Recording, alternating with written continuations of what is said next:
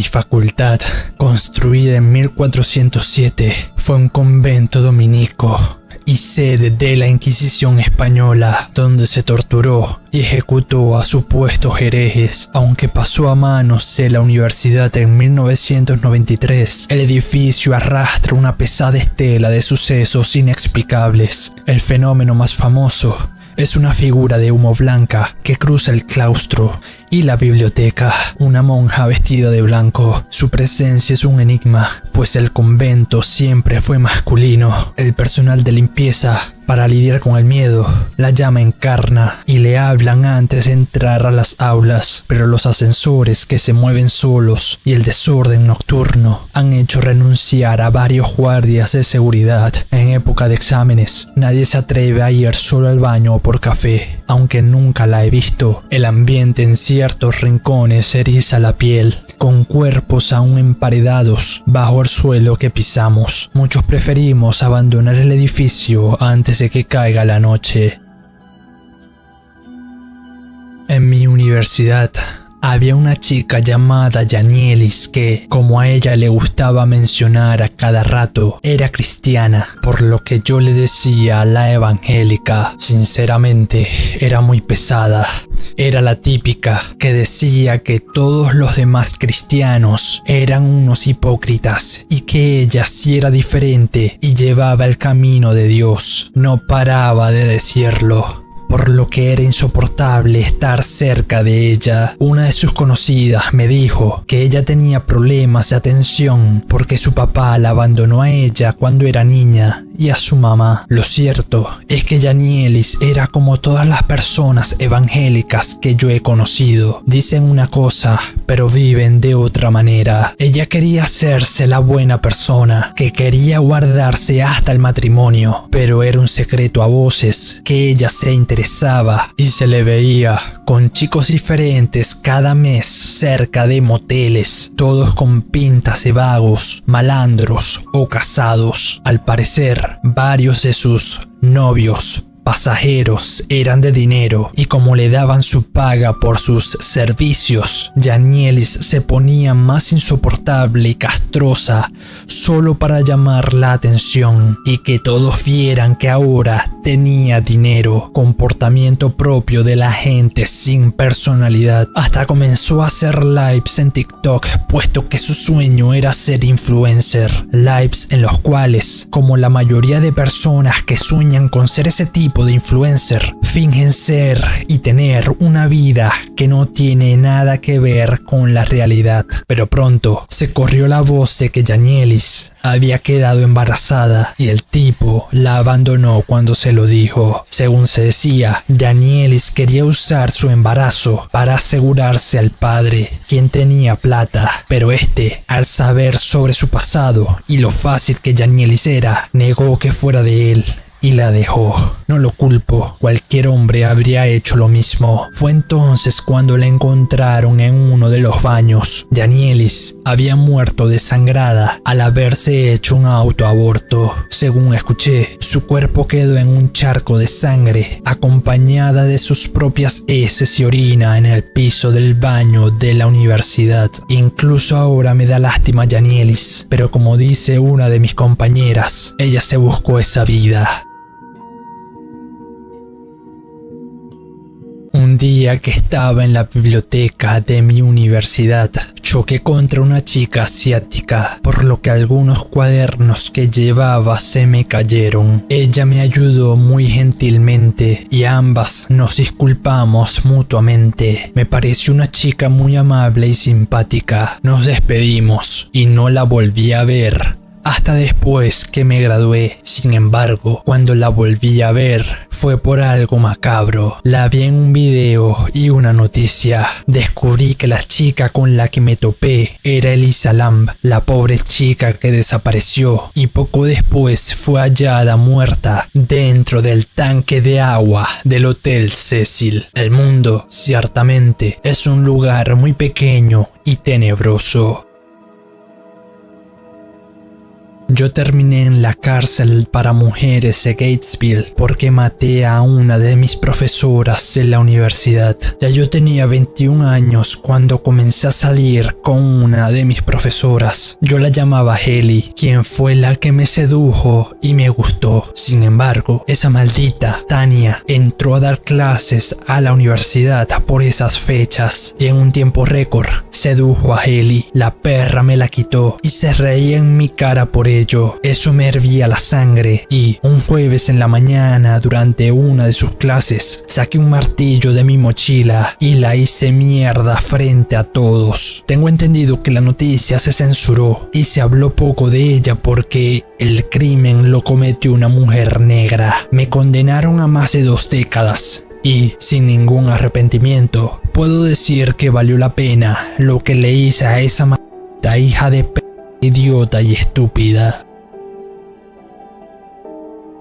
Cuando todavía era taxista a principios de los 2000, me pasó algo fuera de lo común. Me paró un hombre y cuando habló, noté su acento ruso. Yo concluí que era de la mafia rusa, lo cual es normal en Miami, pero no dije nada al respecto y me dediqué a hacer mi trabajo sin decir ni a. A medio trayecto, un auto me cortó violentamente el paso, por lo que frené de golpe. Del carro se bajaron 4 hombres hablando en un idioma que no era inglés, pero por cómo sonaba, yo supuse que era ruso. Antes de que yo pudiera reaccionar, el sujeto ruso que yo llevaba se bajó y empezó a hablar con ellos. Se oían claramente enojados. De pronto, estos fueron a pegarle al sujeto que yo llevaba, pero este no solo se defendió, sino que los dejó fuera de combate a todos sus agresores y hasta los pateó en el suelo cuando ya estaban inconscientes. Este se volvió a montar y me pidió que siguiera el trayecto. Cuando lo llevé a su destino, el tipo me dio $10,000 y con su notable acento ruso y en inglés me dijo que yo no había visto nada. Yo asentí y me fui de ahí sin mirar atrás. Esto pasó en los 80, un día que estaba pidiendo un aventón. Un chico en su auto me recogió. El chico era rubio y llevaba gafas. Era muy amable y tuvimos una plática muy amena sobre comida y fiestas. Cuando llegué por donde me iba a quedar, el chico me dijo con una expresión pícara que iba a hacer cosas prohibidas con su pareja. Yo me reí y me despedí, deseándole suerte con sus cosas pícaras. Un tiempo después, vi al chico por televisión. Era Jeffrey Dahmer. El maldito Jeffrey Dahmer me dio un aventón en su auto y viví para contarlo. Conducía por la autopista, atravesando la inmensidad de las praderas. De repente, mi esposa y yo vimos a alguien al borde del camino, un hombre tambaleándose, ajeno al tráfico, como si estuviera en un trance. Cuando lo vi, no sé el por qué, pero lo vi como si tuviera 2 cuernos negros y unas alas más negras todavía que brillaban como si tuvieran fuego. Dimos media vuelta en cuanto pudimos, pero el trayecto nos tomó 15 minutos. Cuando regresamos, no había rastro de él, solo el silencio en la llanura. Llamé a la policía, sintiéndome estúpido, pero algo me decía que no debía dejarlo pasar. A la mañana siguiente, el oficial me llamó. Encontraron al hombre en un campo cercano, al borde de la muerte por un coma diabético. Había estado vagando sin rumbo tras beber algo en el último pueblo. Lo pudieron salvar de puro milagro, pero me pregunto si los cuernos y las alas que vi fueron una señal de que no lo hiciera.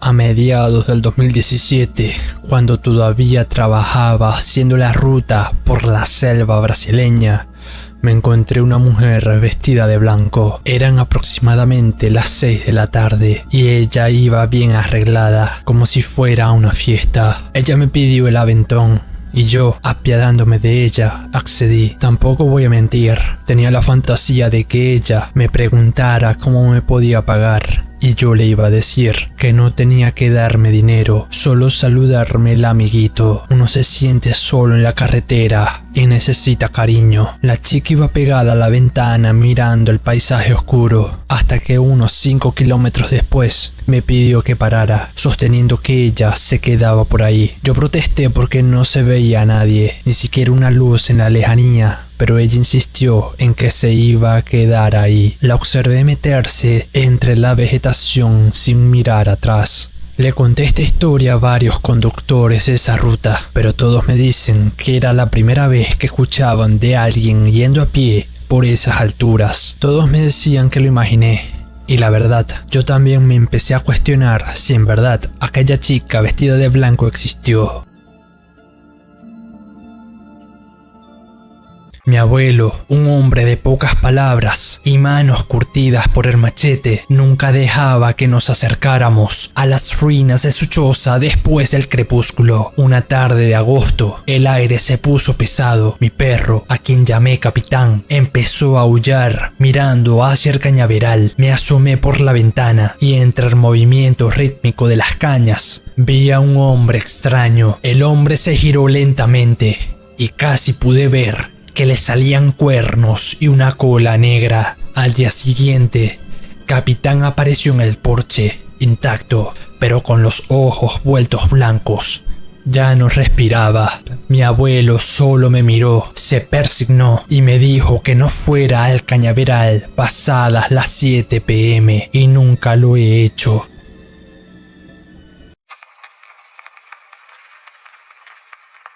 Cuando era pequeño, vivía en una granja. Era pequeña, pero vivíamos bien y me divertía mucho. Recuerdo que al lado había una finca relativamente grande y con muchos más animales que en la de mi padre. Era gente amable, pero tampoco los traté mucho y tampoco recuerdo bien sus rostros. Lo que sí me quedó grabado a fuego fue la noche que hizo que nos fuéramos de la granja. Hubo una gran sequía, lo cual se estaba empezando a notar, más que todo en la finca de al lado. Muchos animales habían muerto. El dueño, desesperado, una noche preparó a varias cabras y, mientras vestía de blanco, empezó a usar su cuchillo con las cabras. Cuando terminó, se bañó en la sangre de estas y empezó a bailar mientras vociferaba cosas que no entendía. Cuando mi padre se dio cuenta que yo había visto eso, me tapó los ojos y me sacó de ahí. Poco después nos mudamos, pero el recuerdo de esa especie de ceremonia siempre me va a perseguir.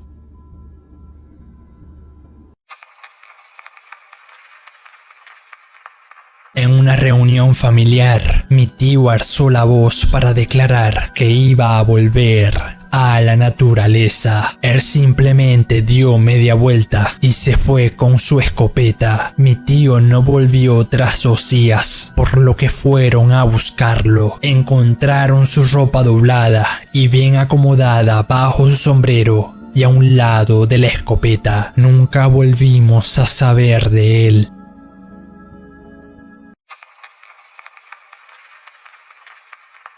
Un día encontré a 3 de mis vacas muertas. Tenían marcas de haber sido atacadas por un depredador, pero la marca de las mordidas era una que no había visto en mi vida. Era en forma de cuadrado y con muchos dientes. Eso me pareció raro, pero no le di mucha importancia. Aumenté la vigilancia las noches siguientes, pero 5 días después, 2 vacas más aparecieron muertas. Pero en esta ocasión, estas aparecieron destripadas, como si hubieran explotado. Ahí me di cuenta que no es algo que un animal corriente haría. Rodeé mi granjita con cruces de acero y flores de Jamaica porque me dijeron que eso alejaría a esa clase de seres. Desde entonces, mis vacas no han aparecido de aquella manera, pero me aterra que un día esa cosa empiece a atacar humanos.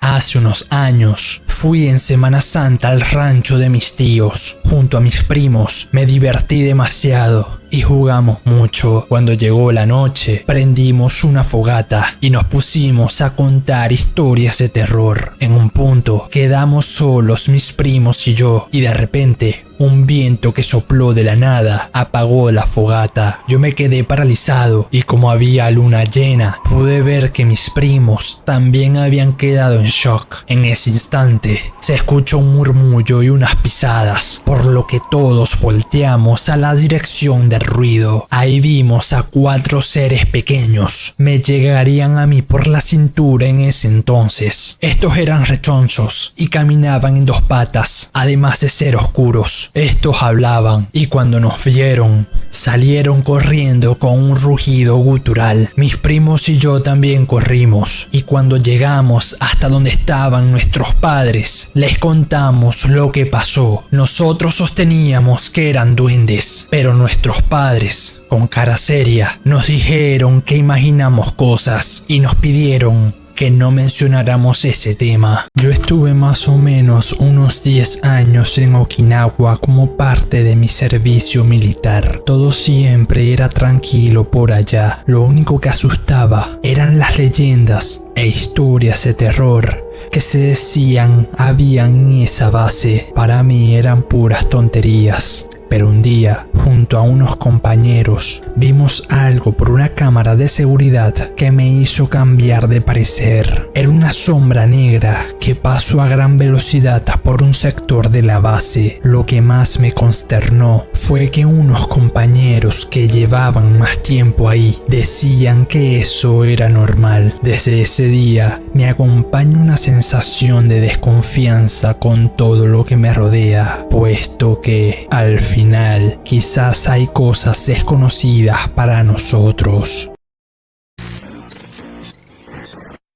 Luego de volver de Irak, Mike, uno de mis compañeros de quien me hice muy amigo allá, me pidió que lo acompañara. Él me dijo que iba a hacer una llamada y que quería que estuviera a su lado para apoyarlo. Mike marcó el número y atendió a su papá. Mike puso el teléfono para que yo también escuchara la conversación y yo la recuerdo como si hubiera sido hace 5 minutos. Mike, quien había perdido una pierna y andaba en muletas, le comentó esto a su padre mientras lloraba. Su padre, con una voz muy profunda, le dijo que no volviera a casa, que no quería tener a alguien como él en su casa porque sería un problema más. Su padre le deseó suerte y, antes de colgar, le dijo a Mike que lo mejor era que él, su hijo, hubiera muerto con honor. Mike rompió a llorar cuando terminó la llamada y yo lo abracé. Lo llevé a vivir a mi casa, pero a la semana Mike se quitó la vida. Es irónico que, más que la guerra, fue un padre que abandonó a su hijo cuando más lo necesitaba, lo que me quitó la fe en la humanidad.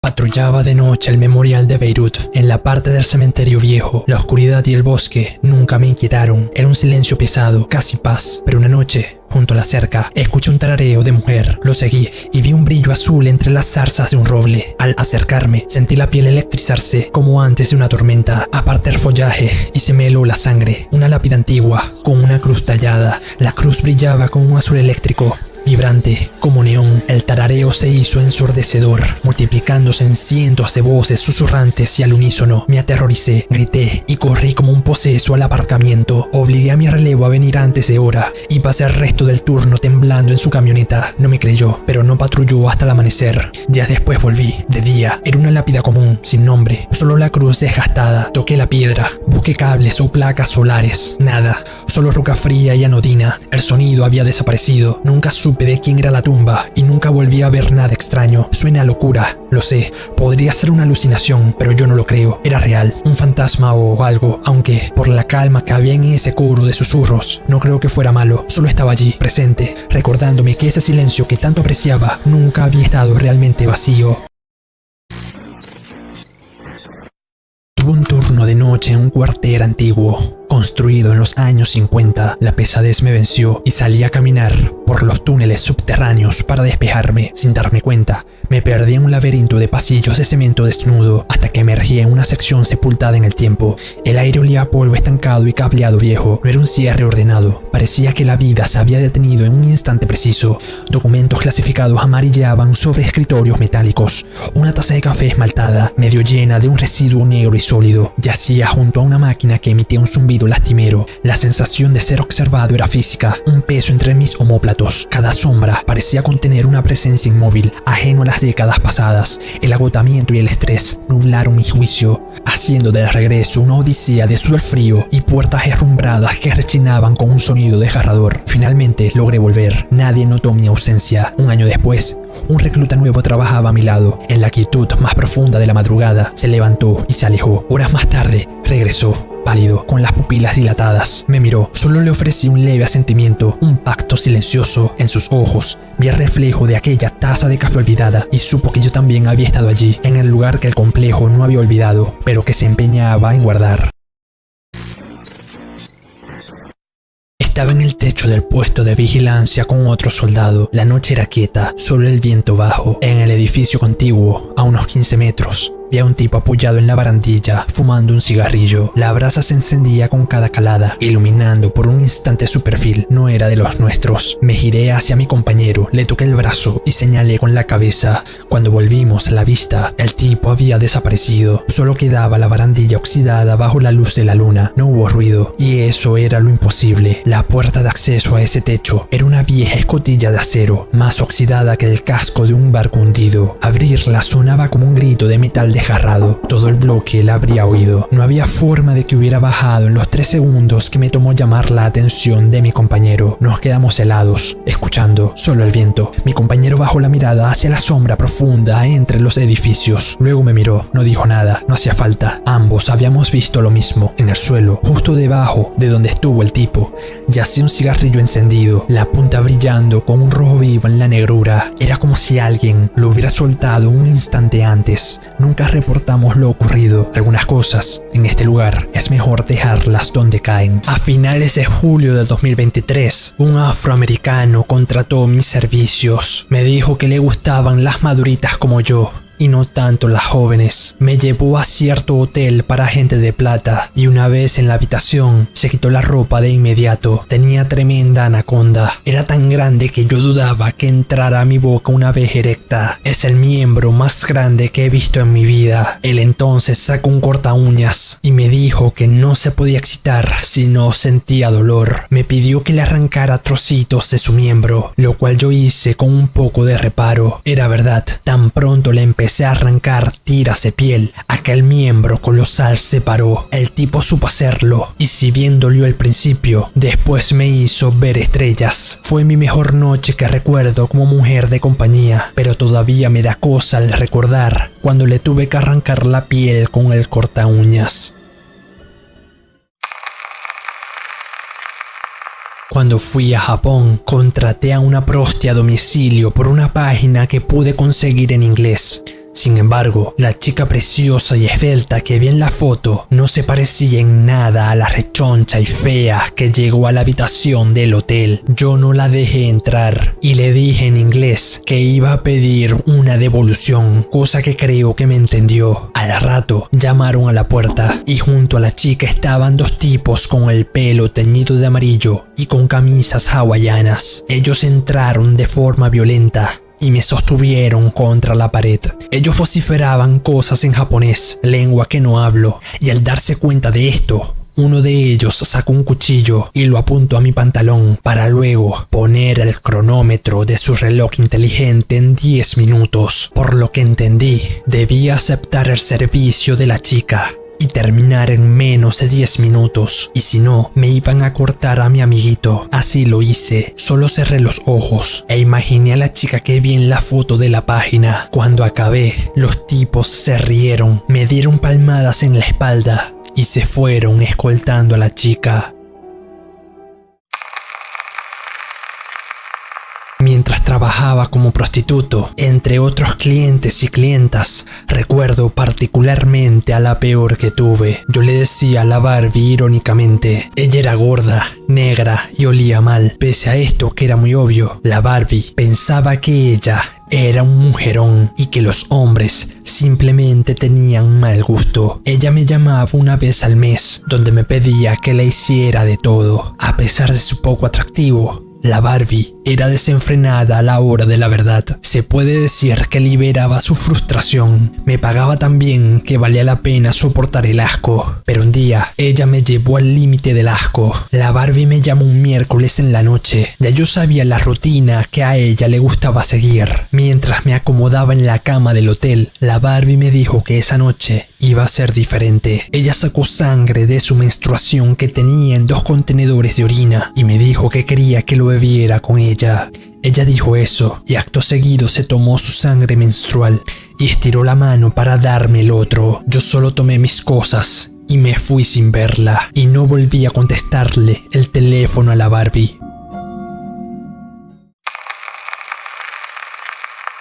Contraté a una abuelita que estaba bien buena para darle una Antes de empezar, ella sacó un cuchillo, cosa que me asustó a la vez. Ella, al saber que no hablaba casi inglés, me hizo señas con las manos para que me calmara y me dijo algo así como sangre para Satán. Ella se cortó la mano, dejó caer un par de gotas de sangre al suelo y dijo unas cosas raras y luego de ponerse una venda se entregó a mí. Fue bien rico. Sí me asustó todo eso lo de la sangre, pero al chile fue bien rico.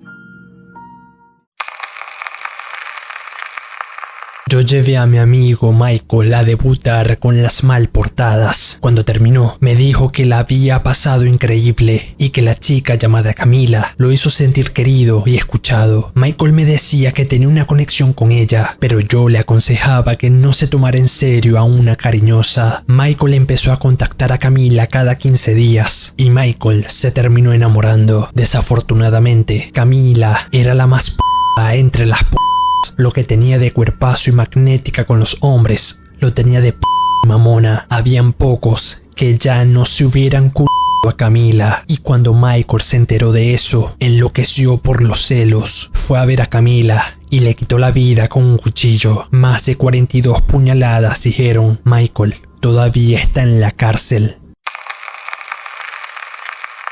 El mes pasado estuve internada por una cirugía de rodilla en una clínica vieja del centro de Santiago. Nada grave, pero me dejaron en una habitación individual al final del pasillo. La segunda noche, a eso de las 3 a.m., me despertó el sonido de algo raspando el suelo. Miré hacia el cristal que separaba mi habitación del pasillo. Por la iluminación, el vidrio actuaba como un espejo. Vi mi cama, vi mi rostro pálido y vi a la enfermera de turno entrar a la habitación. Lo extraño es que yo no escuché la puerta abrirse. En el reflejo, ella se acercó a mi cama, me puso una mano en el hombro y me susurró algo al oído. Sentí el frío real en mi piel, pero cuando giré la cabeza hacia el lado real de la cama, no había nadie. Miré de nuevo al vidrio. En el reflejo, la enfermera seguía ahí, mirándome fijamente con una sonrisa que no cabía en su cara, mientras su mano seguía apoyada en mi hombro vacío. No volví a cerrar los ojos hasta el alta.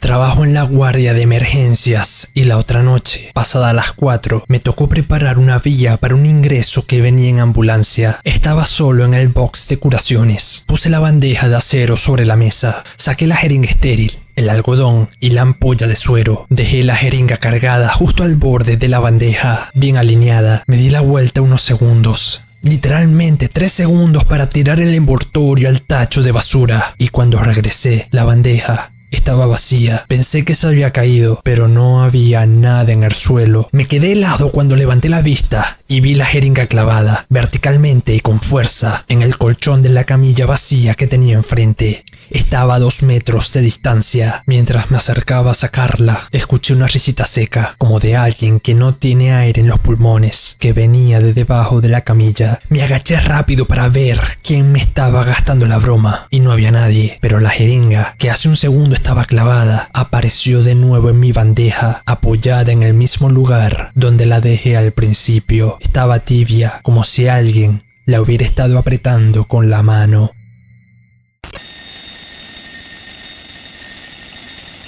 Trabajo en el equipo de limpieza nocturna de un hospital enorme aquí en Florida. Los pasillos a las 4 a.m. son otro mundo. El silencio es tan pesado que hasta tus propios pasos te asustan. Hace una semana, los altavoces anunciaron en inglés algo así como código gris, habitación 412. Yo estaba cerca, así que me asomé por curiosidad. La habitación 412 estaba vacía. La habían desinfectado esa tarde porque el paciente falleció, pero lo que vi por la ventanilla Me detuvo el corazón. Había un hombre sentado en el borde de la cama deshecha. Estaba de espaldas, llorando en un idioma que no entendía, pero que sonaba a puro dolor. De pronto, el tipo se detuvo, se giró lentamente y me señaló. No tenía rostro, era solo piel lisa, como una venda de carne. Corrí a la estación de enfermería y pregunté por el código gris. La jefa de turno me miró como si estuviera loco. Me dijo que en ese hospital no existe el tal código gris y que los altavoces no habían sonado en toda la noche.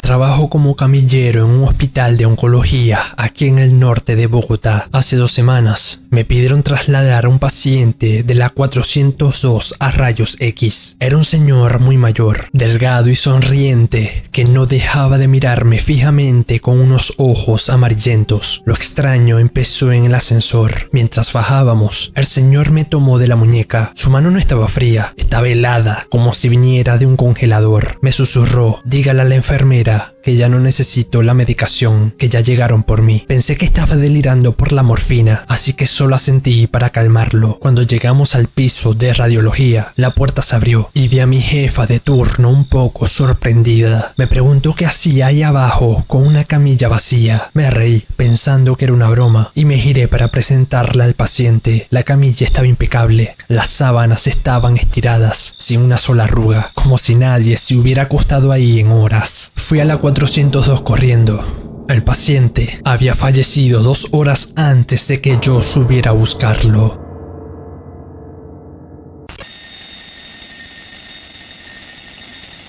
Atendí a un hombre en una pequeña clínica rural en las afueras de Puebla. El tipo no hablaba, solo señalaba su mejilla izquierda, que estaba deformada por una inflamación amorfa y amarillenta. Lo más extraño era que, a pesar del calor de México, el hombre no dejaba de sudar frío. Al abrirle la boca, el olor a podrido fue inmediato, pero no era una. Es decir, gingivitis ulcerosa necrosante aguda. Tenía un agujero profundo en la zona del tercer molar. Tomé las pinzas para retirar lo que parecía ser un resto de comida atorado en la encía necrótica. En cuanto toqué la obstrucción, la masa empezó a viverar. No era comida. De la encía empezaron a salir decenas de larvas blancas que habían anidado en el hueso de su mandíbula. Le pregunté al hombre, quien me dijo que eso era obra de Lucifer. Yo solo terminé de atenderlo en silencio, y cuando acabé, el señor me agradeció y se fue silbando.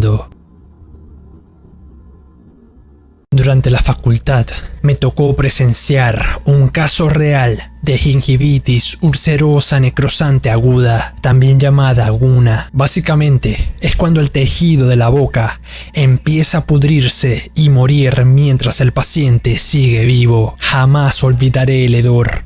Es un olor a carne descompuesta tan potente que se sentía desde el pasillo. Ni siquiera usando doble mascarilla podías escapar. El olor se te pegaba a la garganta y te revolvía el estómago. Al abrirle la boca, sus encías estaban cubiertas por una capa de tejido blanco y muerto. No era placa, era su propia carne deshaciéndose. Ver cómo la boca de alguien se desintegra frente a tus ojos es una imagen que, junto al olor, me perseguirá el resto de mi vida. En una jornada dental en la sierra peruana, atendí a un campesino que apenas podía abrir la boca por la inflamación. Sus encías estaban tan hinchadas que cubrían casi por completo los dientes, con un color morado oscuro y una textura brillante a punto de reventar. Al presionar ligeramente para drenar lo que creía que era un acceso común, el tejido cedió. Con un chasquido húmedo, en lugar de pus, de la encía brotó una larva de mosca de la carne, gruesa y blanca, retorciéndose entre la sangre negra. Había cavado un túnel desde el paladar hasta el hueso. Todavía tengo pesadillas con ese caso.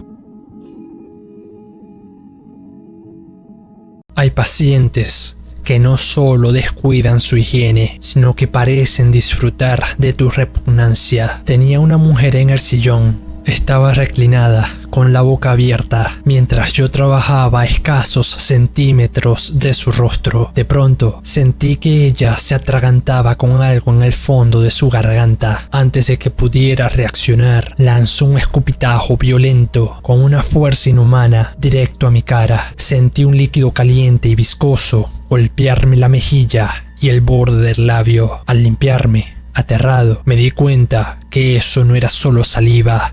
Era un coágulo denso mezclado con restos de comida podrida y un fragmento de tejido necrótico que ella acababa de desprender de su propia encía. El olor a descomposición me inundó los sentidos. No pienso volver a atenderla.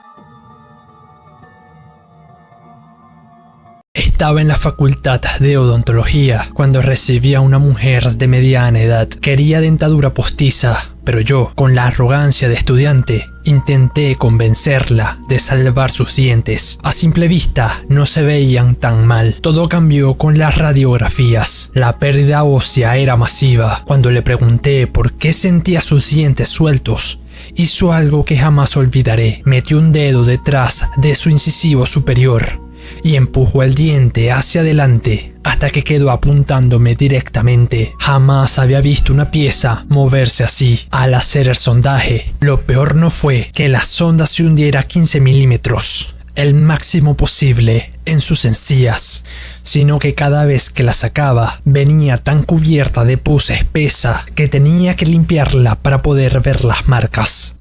Al final no hubo salvación. Tuvimos que extraerle cada uno de sus dientes. Aquella sonrisa era solo una fachada ocultando una infección total.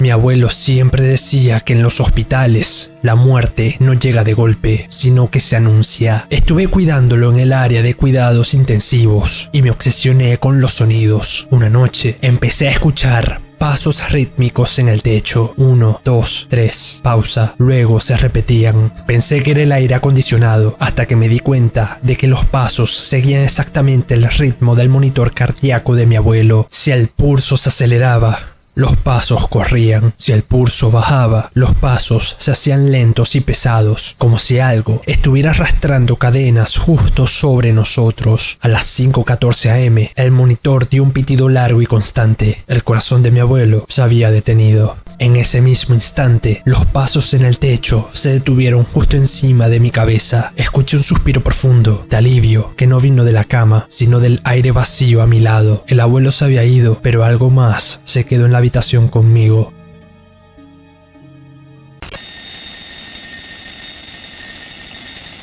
Soy radióloga en un hospital que tiene secciones muy viejas. El jueves pasado, a eso de las 2 de la mañana, estaba sola revelando unas placas de tórax. Tenía mi taza de café humeante justo al lado del monitor, a mi derecha. Estaba tan concentrada en la imagen que ni siquiera parpadeaba. Sin quitar la vista de la pantalla, estiré la mano para tomar un sorbo. Mis dedos cerraron sobre el aire. Miré hacia la mesa y la taza ya no estaba ahí. No se había caído. No había rastro de café derramado, nada. Revisé el suelo con la luz del celular y el piso estaba impecable. Mientras estaba tratando de procesar el vacío, escuché un sonido metálico muy suave. Venía de adentro de la máquina de rayos X, la cual estaba apagada y con la compuerta cerrada. Me acerqué despacio y abrí la compuerta. Allí, en el centro exacto de la mesa de exploración, estaba mi taza, pero no estaba simplemente apoyada, estaba perfectamente equilibrada sobre el borde de un termómetro clínico que yo no había sacado del cajón. El café seguía echando humo, pero cuando acerqué la mano para tomarla, el vapor no subía, bajaba hacia el suelo como si el peso del aire hubiera cambiado. Lo que me hizo salir corriendo fue ver que en el fondo de la taza alguien había dibujado con el azúcar una letra B idéntica a la que tengo tatuada en la muñeca. Al chile, me asusté bastante.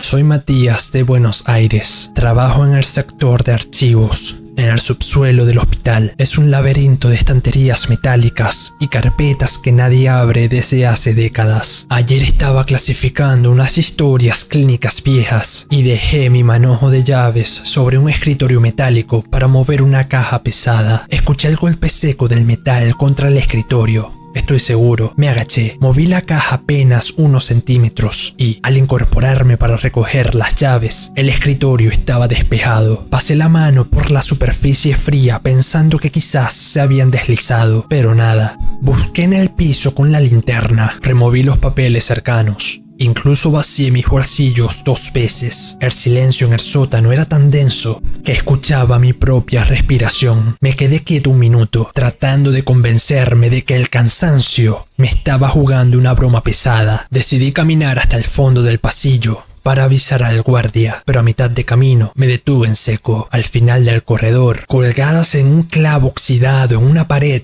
donde no hay puertas ni armarios, estaban mis llaves. Las llaves estaban balanceándose suavemente, como si alguien acabara de soltarlas. Al agarrarlas, sentí que el metal estaba cubierto de una capa de escarcha fina, casi congelado, a pesar de que en el sótano hacían casi 30 grados. No escuché pasos, no vi sombras, pero sentí que si me quedaba un segundo más, lo siguiente en desaparecer iba a ser yo.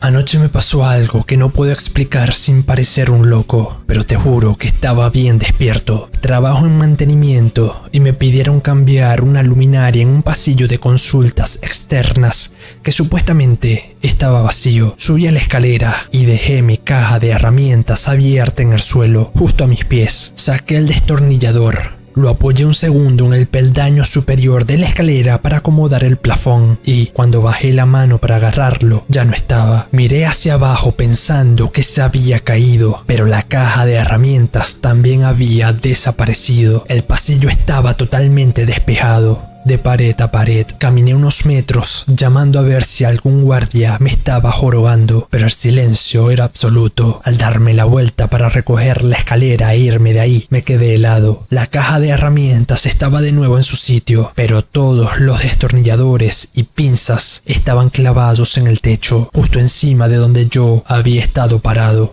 Formaban un círculo perfecto alrededor del hueco de la lámpara. Lo más pesado fue que, mientras los miraba, el destornillador que yo tenía en la mano empezó a vibrar y se calentó tanto que tuve que soltarlo. Antes de que tocara el suelo, se desvaneció en el aire y apareció clavado en el centro del círculo, vibrando con un sonido metálico que parecía un grito. Salí corriendo y dejé la escalera ahí mismo. No pienso volver a ese piso solo. Cuando tenía unos 12 años y todavía vivía en el campo, me pasó algo que todavía me hace apretar el culo. Yo escapé de casa como a las 7 de la noche porque mami me había regañado muy fuerte. Fue un impulso y salí corriendo. Solo quería alejarme. Me puse a caminar y, como el alumbrado público era escaso, solo había un poco de luz a cada cierta distancia. Lo demás era oscuridad absoluta. Mientras mis pensamientos me envolvían, unos lamentos me sacaron de mi ensimismamiento. Me volteé y vi que de entre la vegetación salían unas figuras que sollozaban con unas lámparas de aceite. Me asusté y me tiré entre los arbustos. Eran unas 7 mujeres, las cuales tenían una especie de velo, como si fueran musulmanas, pero por esa zona dudaba que hubiera alguien de esa religión. Lo cierto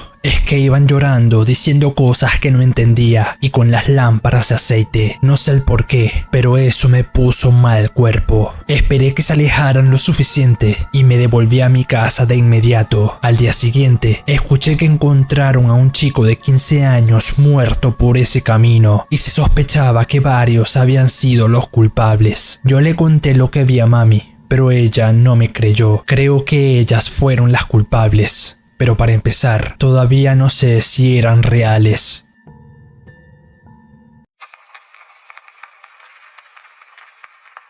Un domingo que fui a la granja de mi abuelo, decidí dar un paseo por los alrededores. Quise aventurarme un poco, por lo que fui más lejos de lo que tenía permitido. Ya estaba atardeciendo, razón por la que yo me había llevado una linterna. Antes de darme cuenta, llegué hasta un árbol donde me asusté al ver la cola de una serpiente. Retrocedí, pero rápidamente me di cuenta que esa serpiente estaba clavada en el árbol. Era una serpiente blanca y estaba en forma de zigzag a lo largo del árbol. Yo me fui corriendo y no le conté esto a nadie, puesto que no tenía permitido ir hasta tan lejos. Y hasta el día de hoy me pregunto el significado de que esa serpiente fuera clavada de esa manera.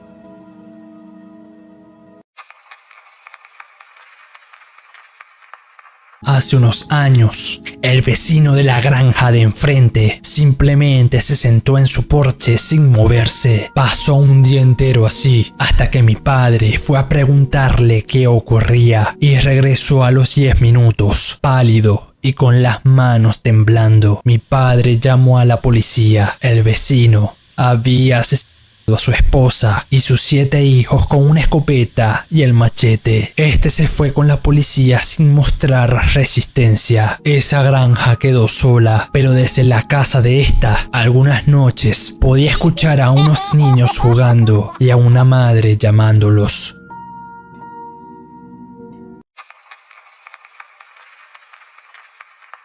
A finales de los 90 pasó algo que me traumó gran parte de mi adolescencia. Uno de los cerdos de la granja de mi viejo estaba pariendo. Salieron 5 cochinitos sanos, pero el sexto que salió era peculiar, era distinto. Cuando lo vimos más de cerca, notamos que sus orejas parecían más de humano que de cerdo y su nariz era la de una persona. Yo recuerdo que sentí náuseas y vi que mi viejo y mi hermano mayor estaban pálidos. Mi viejo nos mandó a ir con nuestra madre y que él se iba a encargar de ese cerdito. Al rato, mi viejo volvió y nos dijo seriamente que no le habláramos de ese cerdo extraño a nadie. Yo tenía y sigo teniendo varias preguntas, pero siento y creo que estoy mejor sin saber.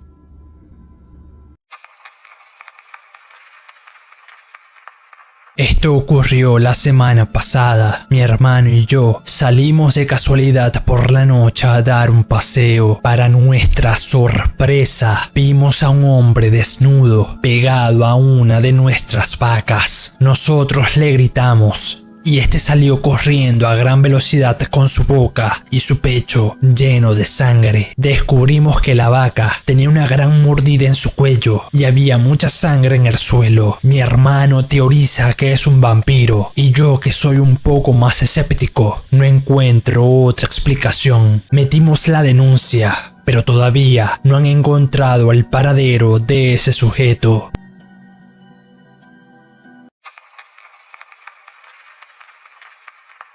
Cuando era niño, vivía en una parte rural de España por la que había cerca un cementerio. Para ir a la tienda, ahorrabas mucho tiempo metiéndote por un pequeño camino en medio de ese cementerio. Todos en el pueblo acortábamos el camino por ahí. En una ocasión, yo fui con mi madre a la tienda y de camino de vuelta, yo me adelanté un poco. Perdí de vista a mi madre y me di cuenta que estaba solo en ese pedazo del cementerio. En ese instante, escuché la voz de mi madre llamándome entre unos arbustos. Yo me disponía a ir hacia los arbustos cuando de repente mi madre me detuvo por el hombro. Ella me dijo, asustada, que ella también había oído la voz y que no era ella quien me había llamado. Los dos apresuramos el paso y no volvimos a pasar por ese camino del cementerio.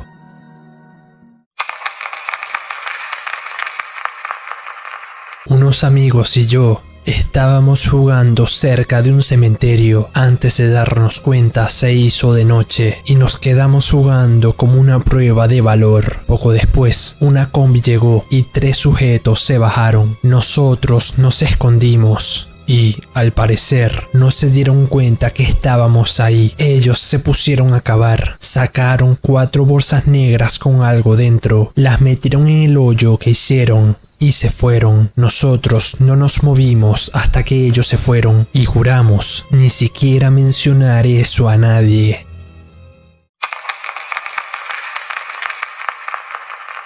Hace unos 5 años, estaba en el cementerio llevando unas flores a la tumba de mi tía cuando comenzó a llover. La lluvia apretó rápido y antes de darme cuenta, estaba lloviendo muy fuerte. Yo me apresuré, pero pisé en falso y caí en uno de los hoyos que ya estaba inundado de agua. El olor era horrible. Como pude, nadé rápido y salí de ahí. Me fui corriendo y logré llegar a mi casa. Eso sí, empapado. Cuando me disponía a bañar, me di cuenta que estaba lleno de pelos y tenía un par de huesos en el pantalón. Usé la lógica y supuse que eso pertenecía al difunto que estaba en el hueco al que caí. Los boté y recé para que eso no me trajera mala suerte.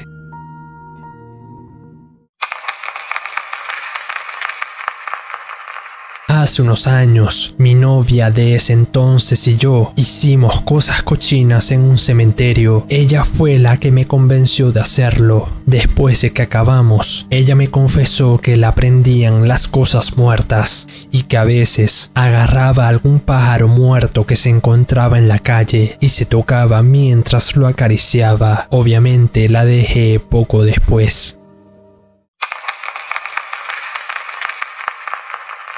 Estábamos en el panteón de noche, retándonos a tocar la pared del fondo. Dejé mi linterna apoyada en una lápida para saltar una fosa abierta que estaban preparando para el día siguiente. Mientras estaba en el aire, la luz de la linterna se apagó de golpe. Me quedé a oscuras, en cuclillas al borde del agujero. De repente, escuché la voz de mi hermano gritando mi nombre con desesperación desde el fondo de la fosa. Me asomé aterrado, pensando que se había caído, pero cuando estiré la mano para ayudarlo, mi hermano me agarró de la camiseta desde atrás, jalándome lejos del borde. Él estaba pálido y me juró que no había dicho nada. Al alumbrar el fondo con su celular, vimos mi linterna encendida y enterrada en el lodo, junto a unas huellas de pies descalzos que se hundían justo donde la voz me llamaba.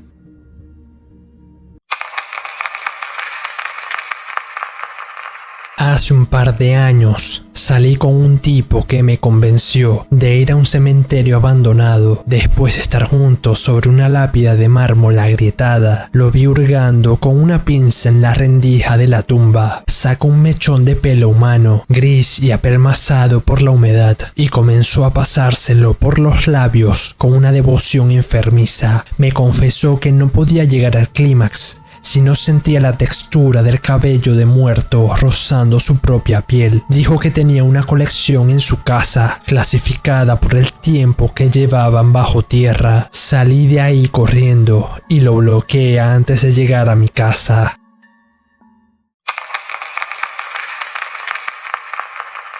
Como ya estoy muy anciano, prefiero contar esto y, de este modo, ya no tendré ningún arrepentimiento. En 1943 se llevó a cabo el proyecto Filadelfia. Aunque se ha negado mucho, el objetivo de dicho proyecto, o mejor dicho experimento, era transportar el USS Eldridge desde los astilleros de Filadelfia. Esto se realizó para encontrar una forma de evitar los radares enemigos y, para hacerlo, se basaron en la teoría del campo unificado de Albert Einstein. Yo era parte del equipo que monitoreaba dicho experimento. Para hacerlo todo corto, el experimento fue un éxito. El USS Eldridge se teletransportó momentáneamente. Todos lo celebramos porque fue un hito legendario para la humanidad. Sin embargo, no recibimos ninguna contestación desde la embarcación. Cuando fuimos a averiguar qué pasaba, yo vomité por lo que vi. Todos los tripulantes estaban muertos, con sus caras desfiguradas y sus extremidades tiesas. Esos rostros me provocaron insomnio durante un par de décadas y aún a día de hoy me atormentan de vez en cuando. El gobierno quiere hacer creer a la gente que es una leyenda urbana, pero así como pasó con el MK Ultra, es cuestión de tiempo hasta que la gente descubra que sí ocurrió en realidad.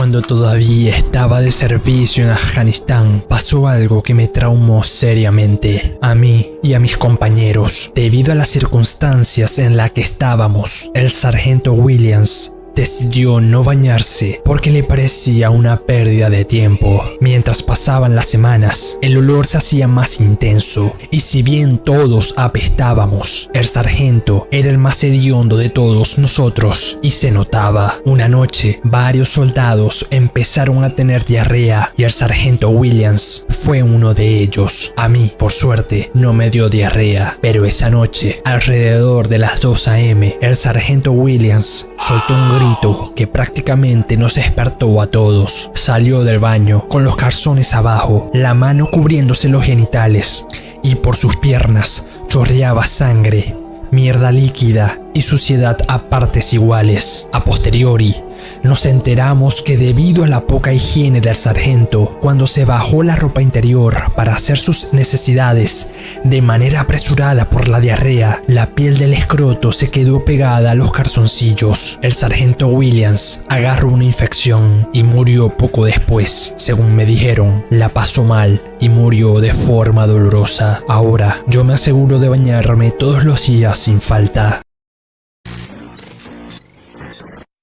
Hace unos años detectamos un ovni, es decir, un objeto volador no identificado en el aire chileno. Lo grabamos con nuestras cámaras, momento en el que mis capitanes se preguntaban si se trataba de un helicóptero o avión de otro país, pero no era el caso. Esa aeronave era muy diferente y nada parecido a lo que estábamos acostumbrados a ver. Este dejaba una estela, por lo que se teorizaba que fuese un meteorito o algo parecido. No obstante, esta teoría se descartó rápidamente y de manera rotunda. Cuando lo captamos por primera vez, yo sentí una especie de tristeza profunda combinada con una sensación de pánico, como si algo horrible hubiera ocurrido en mi país, algo cruel que se llevó la vida de muchas personas. Sentía muchas ganas de llorar, de tirarme al suelo y ponerme en posición fetal. Era una sensación horrible y aterradora. Un compañero me hizo volver en sí y me di cuenta que esa cosa ya no estaba, había desaparecido. Mis superiores le mostraron la grabación a otras fuerzas aéreas, incluidas las de Estados Unidos y unos países europeos,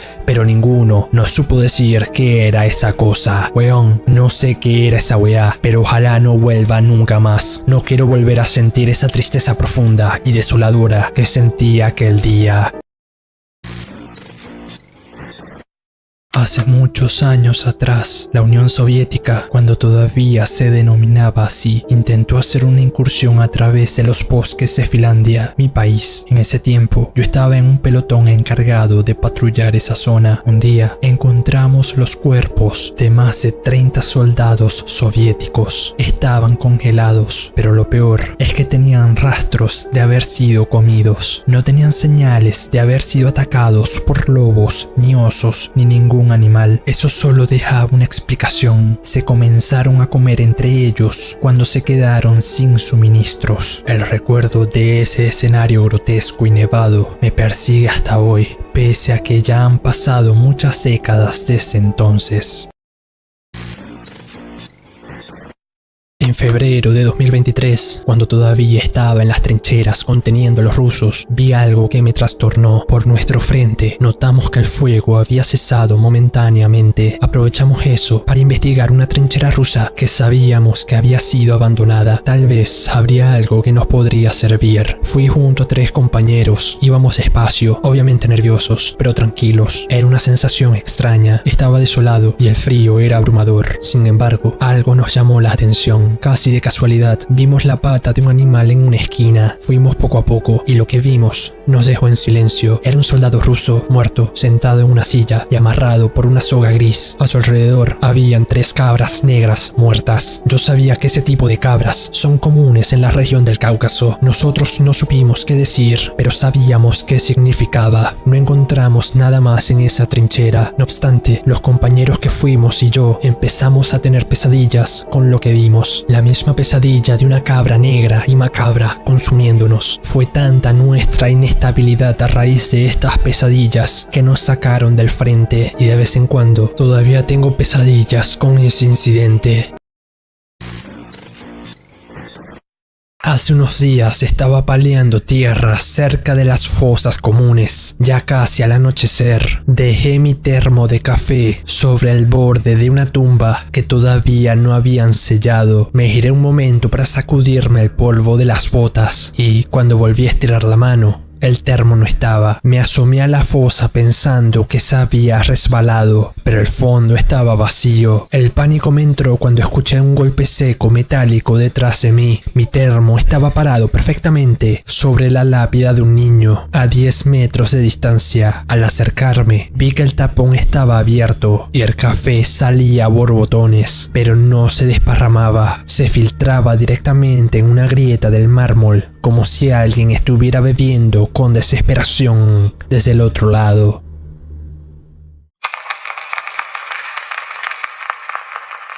Trabajo manteniendo los senderos del cementerio municipal. El martes pasado, mientras podaba cerca de los panteones más viejos, dejé mis tijeras abiertas sobre una lápida para limpiarme el sudor. Fue un parpadeo. Al bajar la mano, la piedra estaba vacía. No escuché el metal caer, ni vi a nadie correr. El silencio era absoluto. Caminé unos metros, desorientado, buscando en el pasto corto, hasta que algo me obligó a mirar hacia arriba. Mis tijeras no estaban en ninguna parte. Estaban clavadas profundamente en el cuello de unos ángeles de mármol a 3 metros de altura. Lo que me heló la sangre no fue la fuerza necesaria para hundir el acero en la piedra, sino que, al acercarme, vi que las hojas goteaban un líquido espeso y oscuro. El ángel, que antes miraba al horizonte, ahora tenía la cabeza girada exactamente hacia donde yo estaba parado. No he vuelto a tocar esas tijeras.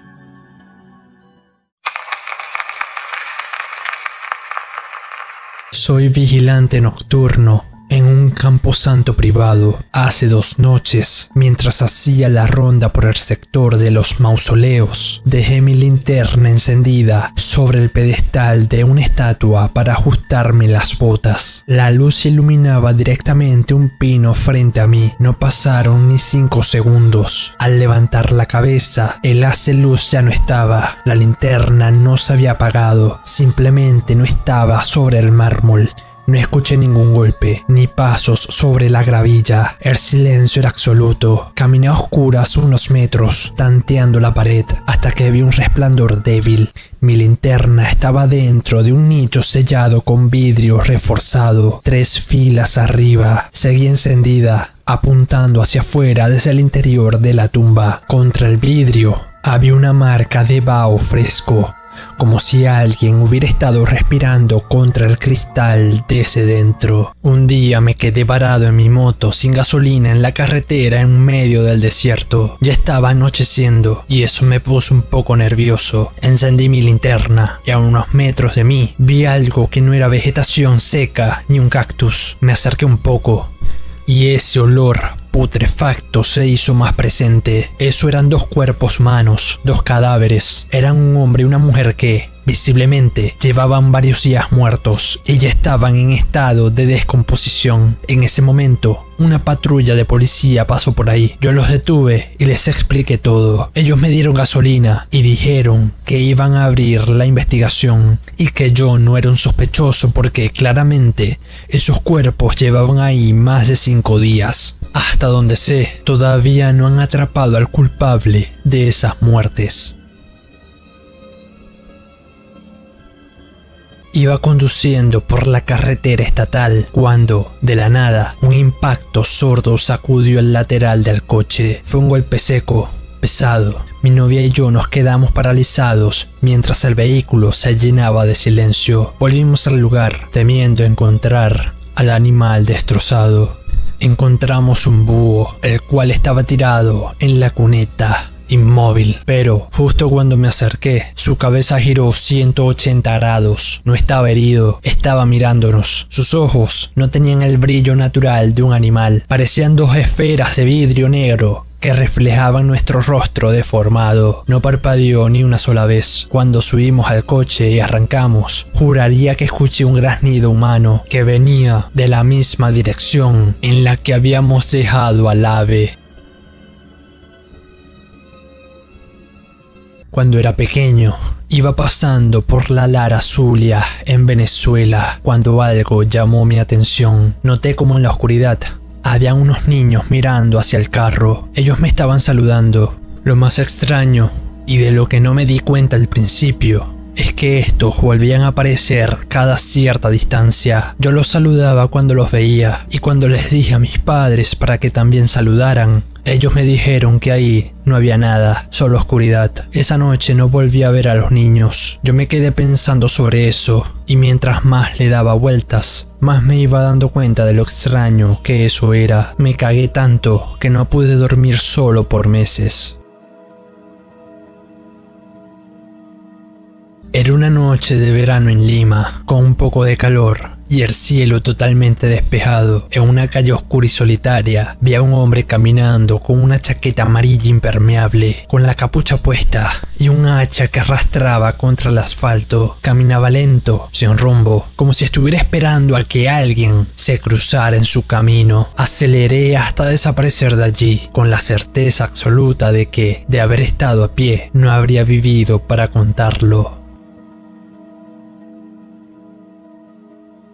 Yo venía de Las Vegas, me la había pasado muy bien, es la ciudad del pecado, y yo me aseguré de pecar bien. Venía de regreso al atardecer, y la noche me agarró en la llanura. De vez en cuando pasaba un auto en la dirección contraria, pero de resto solo veía oscuridad. Me sentía como si fuera el único humano vivo, lo cual era un contraste enorme con la noche anterior. Por sorpresa, vi un óvalo de luz que se detuvo en el cielo justo frente a mí. Este levitó hacia un lado de la carretera y descendió lentamente. Tenía el tamaño de un auto. Yo disminuí la velocidad para ver qué era eso, y cuando pasé por el frente, el óvalo apagó las luces y vi unas lucecitas amarillas más pequeñas, como si fueran luciérnagas, pero me di cuenta rápidamente que no eran luciérnagas, parecían más bien unos ojos que miraban con curiosidad. Sentí peligro y hundí el pie en el acelerador. Si eso eran extraterrestres o lo que fuera, yo no iba a ser quien lo iba a averiguar.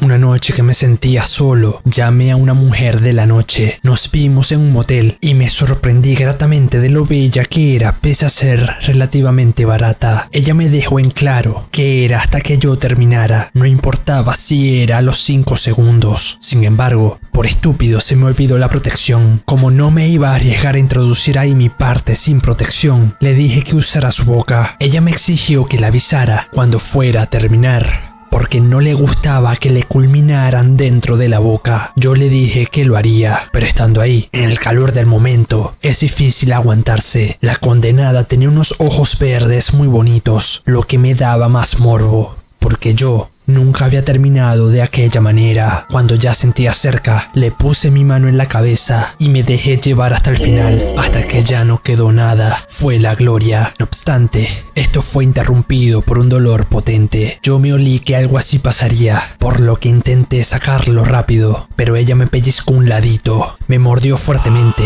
y cuando jalé, el pedacito quedó en su boca. Yo me la quité de encima y como ya la había pagado, me subí el pantalón y me fui de ahí. Cumplí la fantasía, pero el costo fue un poco más alto de lo esperado. La primera vez que fui a una cariñosa, tenía 22 años. Me atendió una chica a la que llamaré Paula. Ella fue amable e hizo su trabajo a la perfección. Lo que sí noté fue que cuando iba a acabar, ella susurró algo 3 veces, pero no le di mucha importancia. Desde la primera vez quedé encantado de Paula y cada mes que iba por un poco de cariño, la buscaba y la llamaba a ella. Solo podía pensar en Paula y no estaba enamorado. Solo pensaba en ella y no podía dejar de hacerlo. Con el tiempo, descubrí que tenía una clientela considerable y que sus colegas le tenían cierta rabia y envidia porque les quitaba la clientela. También escuché de otros que Paula, con ellos, también susurraba algo 3 veces al momento de acabar. Así pasaron 5 meses, hasta que un día me desperté y sentí como si hubiera sido liberado, como si hubiera vuelto a nacer. Más tarde ese día me enteré que Paula había muerto porque una de sus colegas la mató. Solo entonces caí en cuenta el asco que me provocaba Paula y todos sus otros clientes. pero no me daba cuenta por el trance en el que me encontré en esos 5 meses. Aunque nadie me crea, pienso que los susurros de Paula eran un embrujo que nos echó a todos sus clientes, y es un alivio que ella ya no esté viva. Cuando todavía era prostituta en los 90, un hombre me recogió en la calle y me llevó a un motel. Después de que acabó, me dijo mientras se vestía que iba a matar a su esposa porque ella le había sido infiel. Él me dijo que yo era su venganza y que luego de decirle que se había vengado, la iba a matar de un balazo. Yo me aterré porque dijera algo así, por lo que tomé un taxi y me fui. Yo pensaba que era solo un desquiciado más. Un par de días después, vi que el tipo sí había matado a su esposa de 3 tiros y luego se había quitado la vida.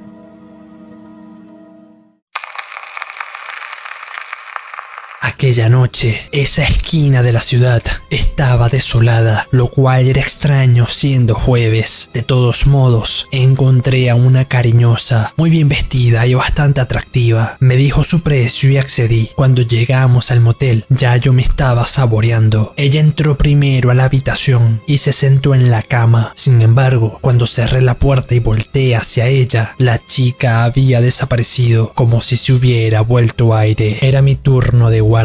Revisé los análisis de un paciente y algo no cuadraba, así que fui a su habitación. Eran las 3 de la mañana, todo estaba en silencio, solo se escuchaba un chapoteo rítmico tras las cortinas que rodeaban su cama. Al descorrer la tela, el horror me golpeó de frente. El hombre estaba sentado en la penumbra, bañado en sangre. Una mezcla espesa de saliva roja le chorreaba por la barbilla, empapando su bata. Sobre las sábanas blancas, esparcidas como semillas, habían unas pequeñas piezas amarillentas. Eran sus propios dientes. Se los estaba arrancando uno a uno. En total oscuridad. No había pinzas, ni herramientas, ni nada afilado a su alcance. Estaba usando sus propias manos desnudas para arrancar el hueso de la carne. Cuando me vio, no gritó, solo me dedicó una sonrisa incompleta y sangrienta mientras cerraba el puño sobre otra pieza recién arrancada. Nunca supe cómo lo hizo ni por qué.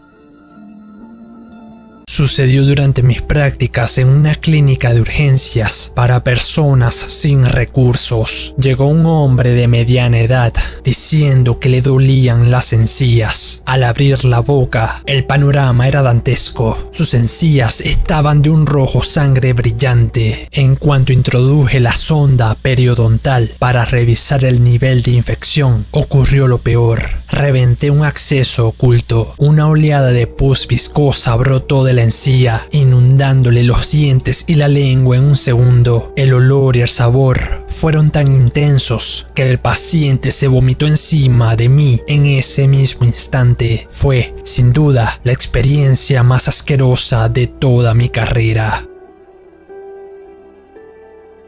Una chica de solo 19 años llegó quejándose de un dolor generalizado. Mi jefe me pidió una serie completa de 18 radiografías para ver qué estaba pasando. Cuando entré al cuarto oscuro para revelarlas, me quedé sin aliento. Las placas estaban llenas de sombras negras y densas. Mi primer pensamiento fue: parece la boca de una adicta a la metanfetamina. Tenía razón. A pesar de su corta edad, cada uno de sus dientes estaba podrido hasta la raíz. El químico de la droga erosiona el esmalte de tal forma que no importa cuánto te cepilles, los dientes simplemente se desintegran. Ver la calavera de un adolescente deshaciéndose en las sombras de una radiografía es una imagen que nunca olvidaré. No vale la pena perder toda tu sonrisa por un viaje.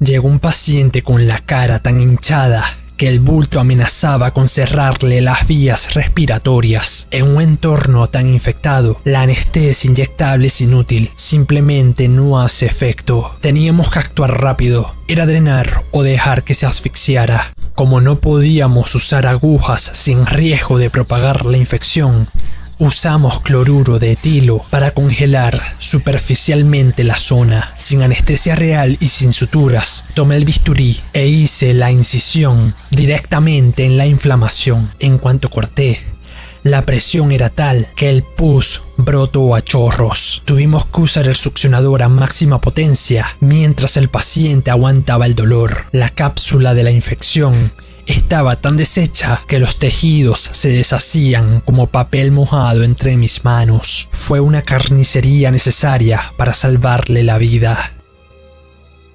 Mi antigua facultad, demolida en 2019, cargaba con una leyenda. Un decano murió de un infarto en su escritorio el primer día de clases. Se decía que su silla seguía guardada en el depósito del gimnasio, cargada de una energía pesada. Los pasillos siempre fueron inquietantes. Estudiando a solas, era común escuchar el tintineo de un manojo de llaves acercándose para luego desvanecerse en la nada. A veces sentías un toque nítido en el hombro o un tirón suave en la capucha de tu sudadera. Lo peor era el sótano, donde enviaban a los alumnos sancionados a archivar documentos. El ambiente allí era sofocante, como si el decano aún vigilara que nadie rompiera las reglas. El edificio ya no existe, pero quienes pasamos por allí sabemos que hay presencias que ni la demolición puede borrar. En Sinclair, Dayton, la cafetería es más que un comedor moderno. Es el sitio exacto donde antiguamente se alzaban las orcas de la ciudad. Esa historia negra persiste. Cuando el bullicio se apaga, el aire se vuelve gélido y una pesadez extraña oprime el pecho. A veces, por el rabillo del ojo, se ven sombras alargadas que caen del techo como si cuerdas invisibles sostuvieran pesos muertos. Los crujidos del edificio no suenan a metal, sino a madera vieja bajo tensión. Quienes se quedan solos por la noche aseguran sentir una presión en la garganta, un recordatorio de que este lugar, el comedor de mi universidad, fue, para muchos, el último escenario de su vida. Cuando todavía estaba en la universidad, en la facultad de Derecho, de la nada, uno de nuestros compañeros se levantó a media clase y se paró frente al pizarrón. El profesor le preguntó si le ocurría algo, pero este solo sacó un cúter. Gritó que en unos años esos seres vendrían por nosotros y, acto seguido, se rajó el cuello. Todos quedamos en shock. El profesor vomitó y ese salón fue sellado por varios meses. Todos los que nos graduamos en esa generación todavía recordamos ese incidente y más que todo los que lo presenciamos. En un viejo dormitorio del campus hay una suite clausurada donde un estudiante se quitó la vida hace 30 años. Hace poco, mi amiga y su grupo se colaron por la habitación contigua. Todo estaba vacío, excepto por una única silla en el centro de la sala común. Llevaron una ouija y confirmaron que el espíritu del chico seguía allí. De pronto, en el lugar completamente sellado, una puerta se cerró de un portazo violento. Presos del pánico, huyeron y nadie ha vuelto a intentar cruzar esa pared. En mi universidad corre un rumor peculiar. Se dice que cierto cuadro que está en la biblioteca de una chica con un vestido elegante de la época victoriana cobra vida a cierta hora de la noche. Tengo entendido que esto se originó hace unos años cuando encontraron a un estudiante desnudo en la biblioteca y este sostuvo que pasó la noche con la chica del cuadro. Debido a las burlas, ese chico se terminó quitando la vida, pero desde entonces han sido incontables los testimonios de estudiantes y profesores que dicen haber visto la silueta de la chica del cuadro merodeando por la biblioteca. Me da cierta curiosidad y morbo averiguar si es verdad, pero siendo sincero, creo que es mejor no involucrarme con eso.